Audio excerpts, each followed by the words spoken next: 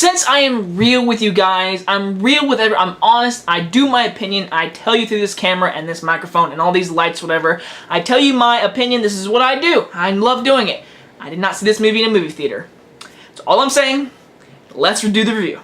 T2 Trainspotting. From director Danny Boyle, who did direct the original Trainspotting. If you've ever seen the original Trainspotting, it's a really good movie. It's like Requiem for a Dream, but a lot of Scottish, English mixture with really hard times reading what they're trying to say, whatever. But either way, T2 comes out today, and well, in some theaters, but I didn't see that in theaters.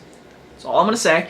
Anyway, so I did get to see T2 today, a lot earlier than it's supposed to come out. And so I was kind of going this movie saying, do we really need it? Because minor spoilers for the first one. If you haven't seen it, this is gonna be a minor spoiler. Well, there is me spoilers from the first one. So if you've not seen it, I'm sorry. I do have to kind of spoil the ending of Trainspotting.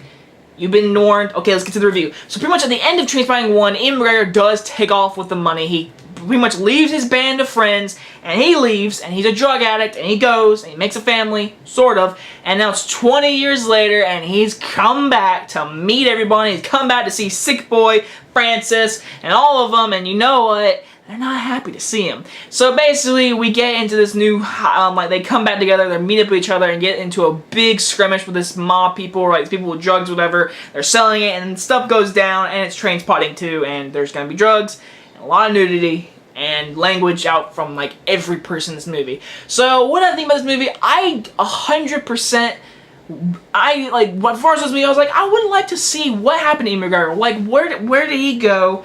What did he do? Did he take the money, make a family? We don't know, and I do want to know. So you do get all these answers. I won't spoil it, of course, but I really enjoyed this movie. I enjoyed what they were going for, but they completely relied on nostalgia. Completely.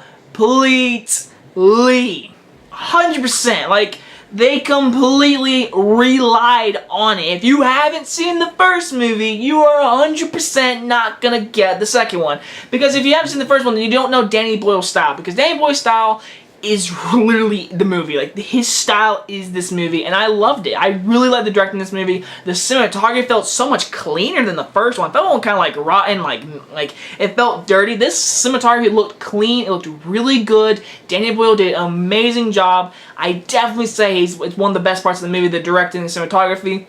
The acting all around by all the actors. Ian McGregor comes back as Renton, whatever, and he is great. I loved Ian McGregor in this movie. The guy who plays Sick Boy is always great. I forget the other two guys' name. Francis, he was really good. He is psycho. And I forget the other guy's name, but either way, it was great. But there is some good monologues by Ian McGregor, Francis, Sick Boy. There's a great monologues, and I love those monologues. Those are like my top favorite scenes in the movie.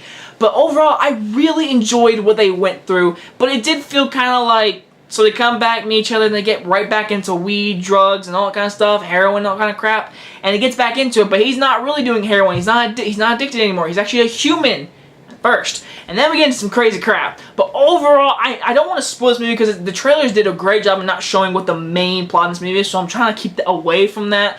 But I really enjoyed seeing these characters come back. If Danny Boyle and these characters these actors came back at the same time and did this movie, the movie would have fallen apart. But I enjoyed this movie a lot. It did rely on nostalgia a good bit, though. Like, I mean, they relied on it. Like, that was literally their elbow. They were sitting there, it was like, here's nostalgia. If nostalgia goes out, they're falling, whatever.